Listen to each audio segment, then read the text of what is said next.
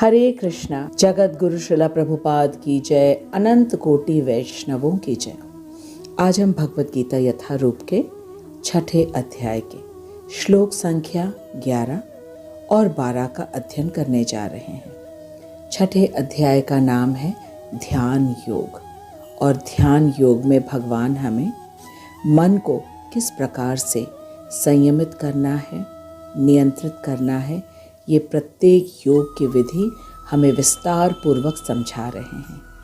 हमें खूब ध्यान से भगवान के एक एक वचन को सुनना है और फिर अपने जीवन में इसका अभ्यास करना है। तो आइए अब हम श्लोक को प्रारंभ करते हैं। हम मिलकर के श्लोक का उच्चारण करते हैं। शुचौ देशे प्रतिष्ठाय स्थिरम आसन आत्मनः न अति उच्चतम न अति नीचम चैल अजिन कुशोत्तरम तत्रैक अग्रम मनः कृत्वा यच्चित् इंद्रिय क्रिया उपविश्य आसने युञ्जात् योगम आत्मविशुद्धये। शुचौ देशे प्रतिष्ठाप्य स्थिरम् आसनम् आत्मनः न अति उच्चतम न अति नीचम चैल अजिन कुशोत्तरम तत्रैक अग्रम मनः कृत्वा यच्चित् इंद्रिय क्रिया उपविश्य आसने युञ्जात् योगम आत्मविशुद्धये। शुचौ देशे प्रतिष्ठाप्य स्थिरम् आसनम् आत्मनः न अति उच्चतम न अति नीचम चैल अजिन कुशोत्तरम तत्रैक अग्रम मनः कृत्वा यच्चित्ते इंद्रिय क्रियः उपविश्य आसने युञ्जात् योगम आत्म विशुद्धये। भगवान ने अर्जुन से कहा, योगाभ्यास के लिए योगी एकांत स्थान पे जाकर भूमि पर कुशा बिछा दे और फिर उसे मृग छाल से ढके तथा ऊपर से मुलायम वस्त्र बिछा दे।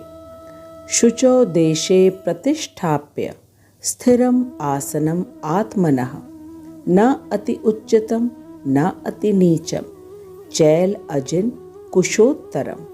फिर भगवान ने कहा, आसन न तो बहुत ऊंचा हो न बहुत नीचा, न अति उच्चतम न अति नीचम, वह पवित्र स्थान में हो। शुचौ देशे, योगी को चाहिए कि वह इस पर दृढ़ता पूर्वक बैठ जाए और मन, इंद्रियों तथा कर्मों को वश में करते हुए तथा मन को एक बिंदु पर स्थिर करके हृदय को शुद्ध करने के लिए योग अभ्यास करे। तत्रैक अग्रम मनः कृत्वा यच्चित् इंद्रिय क्रिया उपविश्य आसने युञ्जात् योगम आत्म विशुद्धये। विशुद्धये का अर्थ है शुद्धि के लिए, आत्मा की शुद्धि के लिए वह एक स्थान पर दृढ़ता पूर्वक बैठ जाए। आइए अब हम इस महत्वपूर्ण श्लोक को श्री विश्वनाथ चक्रवर्ती ठाकुर के अन्वय को पढ़ के समझते हैं। श्री विश्वनाथ चक्रवर्ती ठाकुर की जय। शुचौ देशे, पवित्र स्थान में, न अति उच्चतम न अति उच्च स्थान में, न अति नीचम न अति निम्न स्थान में, चैल अजिन कुशोत्तर, कुशा आसन के ऊपर मृगासन और उसके ऊपर वस्त्र आसन स्थापित कर, आत्मनः अपने, स्थिरम आसनम प्रतिष्ठा, निश्चल आसन को भूमि पर प्रतिस्थापित कर, तत्र आसने, उस आसन पर, उपविश्य बैठकर, मनः एकाग्रम कृत्वा, मन को एकाग्र कर। यत् चित्त इंद्रिय क्रियः, चित्त, इंद्रिय और उनके कार्यों को संयमित कर। आत्मविशुद्ध अंतःकरण की शुद्धि के लिए योगम युञ्जात, योग का अभ्यास करेंगे। भगवान ने कहा कि पवित्र स्थान में न अति उच्च न अति निम्न, कुशा आसन के ऊपर, मृग आसन और उसके ऊपर वस्त्रासन बिछाकर उस निश्चल आसन को भूमि पर स्थापित करते हुए उस आसन के ऊपर बैठकर मन को एकाग्र कर चित्त, इंद्रिय और उनके कार्यों को संयत करके अंतःकरण की शुद्धि के लिए योग अभ्यास करेंगे योगी जन। भगवान ने कहा कि योगी जन को पवित्र स्थान में न तो अति ऊंचा न अति नीचे, उसके ऊपर मृग का आसन डाल करके, मृग का आसन का अर्थात है मृग छाल डालकर, उसके ऊपर मुलायम कपड़ा बिछाकर और फिर इस प्रकार से रखना है कि वो हिले डुले न आसन, और उस आसन पर दृढ़तापूर्वक बैठ करके फिर मन को, चित्त अर्थात हृदय को, इंद्रियों को, सबको एकाग्र करके उसे मन में, हृदय में जो भगवान विराजमान हैं उनको देखने का प्रयास करना है, उन पे ध्यान लगाना है। ये है योगाभ्यास की पद्धति, जिसको भगवान आज के श्लोक में बता रहे हैं कि किस प्रकार का आसन होना चाहिए एक योगी के लिए। श्री विश्वनाथ चक्रवर्ती ठाकुर की जय। आइए अब हम श्रील प्रभुपाद के तात्पर्य को पढ़ के समझते हैं। श्रील प्रभुपाद कह रहे हैं पवित्र स्थान है तीर्थ स्थान, और प्रभुपाद कह रहे हैं कि भारत में योगी तथा भक्त अपना घर त्याग कर प्रयाग, मथुरा, वृंदावन, ऋषिकेश तथा हरिद्वार जैसे पवित्र स्थानों में वास करते हैं और एकांत स्थान में योग अभ्यास करते हैं, जहाँ यमुना महारानी तथा गंगा जी जैसी नदियाँ प्रवाहित होती हैं। किंतु प्रायः ऐसा करना सबों के लिए, विशेषतः पाश्चात्य देश के लोगों के लिए संभव नहीं है। प्रभुपाद कह रहे हैं कि भारत में तो ये पहले लोग करते थे कि वे घर त्याग कर प्रयाग, मथुरा, वृंदावन, ऋषिकेश, हरिद्वार, जहाँ पे पवित्र नदियाँ प्रवाहित होती हैं, यमुना जी, गंगा जी जैसे। लेकिन आज के समय में ये सबके लिए संभव नहीं है, और विशेष रूप से पश्चिमी देश के लोगों के लिए तो बिल्कुल भी संभव नहीं है। फिर आगे प्रभुपाद कह रहे हैं कि बड़े बड़े शहरों की तथाकथित योग समितियां भले ही धन कमा लें, किंतु वे योग के वास्तविक अभ्यास के लिए सर्वथा अनुपयुक्त होती हैं। फिर प्रभुपाद कह रहे हैं कि यदि किसी व्यक्ति का मन विचलित है, जिसका मन आत्म संयमी नहीं है, वह ध्यान का अभ्यास कर ही नहीं सकता है। प्रभुपाद ने बिल्कुल स्पष्ट रूप से बताया कि ध्यान करने के लिए हमें सबसे पहले इंद्रियों को, मन को हमें संयमित करना है, और यदि हमारी इंद्रियां विचलित हैं, मन विचलित है, तो वह व्यक्ति ध्यान का अभ्यास कर ही नहीं सकता। भगवान ने पिछले श्लोक में हमें बताया था कि एक ध्यान योगी को किस स्थान पर जाकर भगवान पर ध्यान लगाना चाहिए। भगवान ने कहा था कि योगी को एकांत स्थान पर अकेले बैठकर अपने हृदय में विराजमान भगवान पर ध्यान लगाना चाहिए। अब आज भगवान हमें बता रहे हैं कि योगी को किस प्रकार अपना आसन लगाना चाहिए तथा अपने मन और इंद्रियों को संयम में रखने का प्रयास करना चाहिए, तभी ध्यान योग के लक्ष्य की प्राप्ति हो पाएगी। श्रील प्रभुपाद कह रहे हैं कि जिसका मन विचलित है और जो आत्म संयमी नहीं है, वह ध्यान योग का अभ्यास कर ही नहीं सकता। प्रभुपाद कह रहे हैं कि भगवान ने इस अध्याय के शुरुआत में ही स्पष्ट रूप से बता दिया था कि जो सन्यासी नहीं है। प्रभुपाद कह रहे हैं कि भगवान ने इस अध्याय के शुरुआत में ही स्पष्ट रूप से बता दिया था कि जो सन्यासी नहीं है वह योगी नहीं हो सकता। और सन्यासी का लक्षण है कि उसे न तो कर्म और न तो कर्म फल में कोई आसक्ति होती है। जब कोई व्यक्ति ऐसा सन्यासी हो जो कि अपने समस्त करने योग्य कर्मों को करे केवल भगवान की प्रसन्नता के लिए, ऐसा व्यक्ति ही सन्यासी है और योगी है। ऐसा व्यक्ति ही हृदय में विराजमान भगवान रूपी परमात्मा पर ध्यान लगाने योग्य है, क्योंकि ऐसे योगी का मन विचलित नहीं होता है कैसी भी सांसारिक परिस्थितियों में, तथा उसकी इंद्रियां भी पूर्ण रूप से नियंत्रित होती हैं, क्योंकि उसकी समस्त इंद्रियां भगवान के ध्यान में मग्न हैं। इसके बाद श्रीला प्रभुपाद हमें बहुत ही व्यवहारिक तथा महत्वपूर्ण बात बता रहे हैं। श्रीला प्रभुपाद बता रहे हैं कि आज के युग में किसी के लिए भी प्राचीन काल के योग पद्धति का पालन करना संभव ही नहीं है। ध्यान योग के लिए शास्त्रों में बताया गया है कि योगी को एकांत स्थान में अकेले कुशा के आसन पर बैठकर बिना हिले डुले एकाग्र मन से हृदय में बैठे परमात्मा पर ध्यान लगाना है। लेकिन क्या आज के वर्तमान समय में कोई भी जंगल जाकर तपस्या कर सकता है? यह बिल्कुल भी व्यवहारिक नहीं है।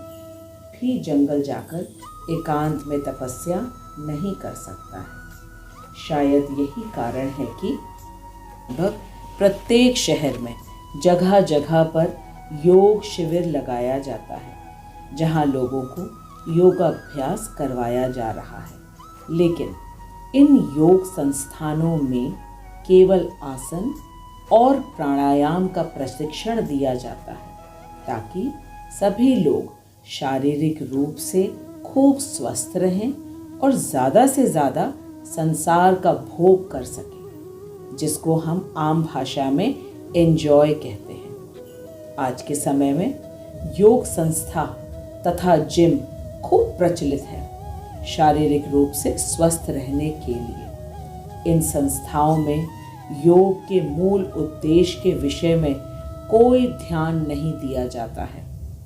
योग का मूल उद्देश्य है मन को संयमित करके समस्त इंद्रियों को इंद्रिय वस्तुओं से हटाकर एकमात्र श्री कृष्ण के विषय में चिंतन करना तथा हृदय में विराजमान परमात्मा का दर्शन प्राप्त करने का प्रयास करना। यह है ध्यान योग का मूल उद्देश्य।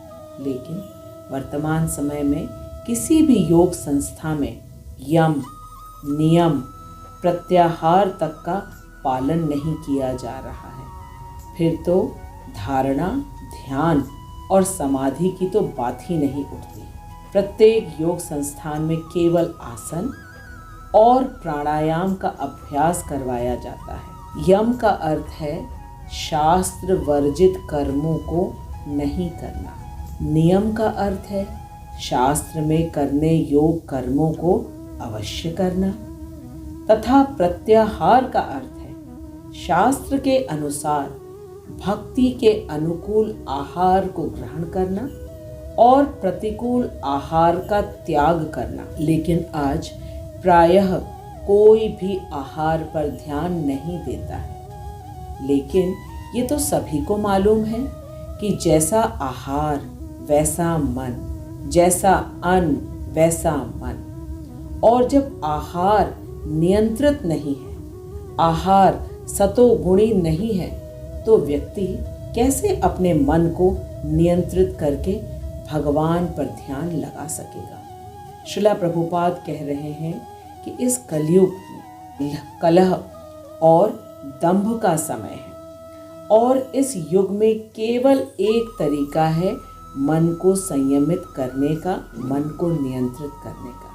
प्रभुपाद ने स्पष्ट रूप से बताया कि कलयुग कलह और दंभ का समय है और केवल एक तरीका है मन को नियंत्रित और संयमित करने का, और वो तरीका हमें शास्त्रों के द्वारा मिला है। ब्रह्म नारदीय पुराण में बताया गया है, हरिर्नाम हरिर्नाम हरिर्नाम एव केवलम, कलौ नास्तिव नास्तिव नास्तिव गतिर अन्यथा। इसका अर्थ है कि इस झगड़े, पाखंड, दंभ और क्लेश के इस युग में का एकमात्र साधन है, और वह साधन है भगवान के पवित्र नामों का सतत जाप करना। इसके अलावा और कोई रास्ता नहीं है, नहीं है, नहीं है। मैं आशा करती हूँ कि अब हम सभी स्पष्ट रूप से समझ गए हैं कि भगवान ने जिस प्रकार से ध्यान योग का अभ्यास करने के लिए कहा है वह कितना कठिन है। भगवान ने कहा है कि योगी को योगाभ्यास करने के लिए एकांत स्थान में जाकर भूमि पर कुशा बिछाकर फिर उस पर मृग छाल से उसको ढके और फिर उसे मुलायम वस्त्र से उसको ढके। ऐसे आसन को न तो ऊंचा होना चाहिए और ना ही नीचे, और यह आसन पवित्र स्थान में स्थित होना चाहिए। फिर भगवान ने कहा कि योगी को चाहिए कि वह इस पर दृढ़तापूर्वक बैठ जाए और अपने मन, इंद्रियों तथा कर्मों को वश में करते हुए मन को एक बिंदु पर स्थिर करके हृदय को शुद्ध करने के लिए योग अभ्यास करें। इसको सुनने के बाद हम सभी समझ रहे होंगे कि ये कितना कठिन है एक सामान्य व्यक्ति के लिए इस प्रकार के योग अभ्यास को करना।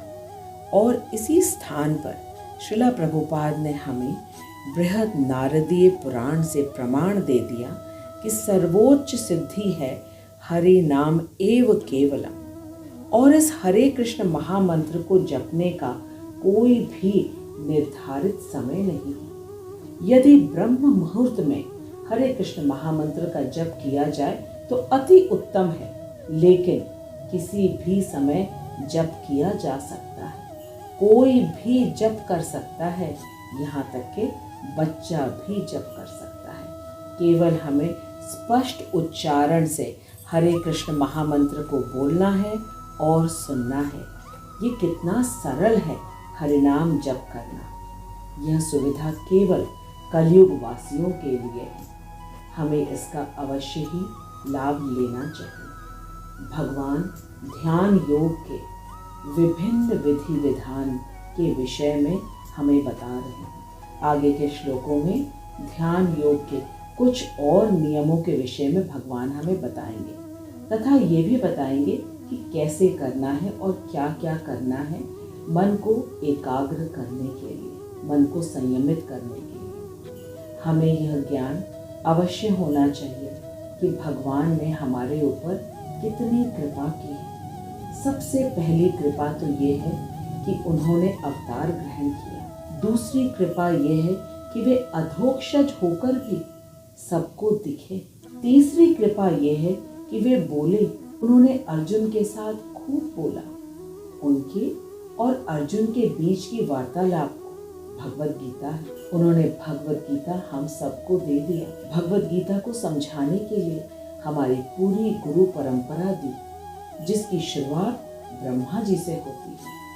उन्होंने हमें गीता का ज्ञान दिया और गीता के ज्ञान को समझने के लिए बुद्धि भी दी है। और जो कोई भी थोड़ा प्रयास करता है भगवान के वचनों को समझने के लिए, उसे वे विशेष कृपा देते हैं, और वह कृपा है उसे भगवान का अनुभव होने लगता है, और अनुभव होने से भगवान से प्रेम हो जाता है। इस भगवत प्रेम को प्राप्त करना ही तो मनुष्य जीवन का सर्वोच्च लक्ष्य है।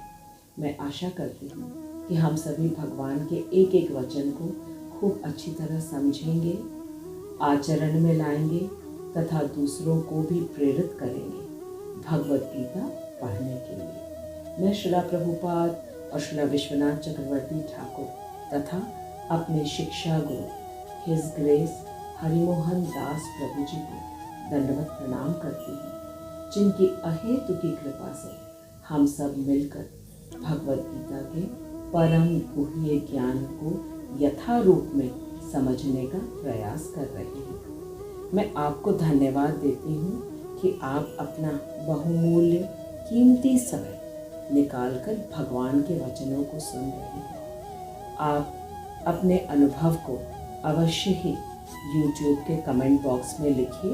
यदि कोई प्रश्न हो वह भी अवश्य लिखिएगा। इस वीडियो को खूब शेयर करिए अन्यों के साथ, और हम अगले सप्ताह मिलेंगे श्लोक संख्या 13 और 14 को लेकर के।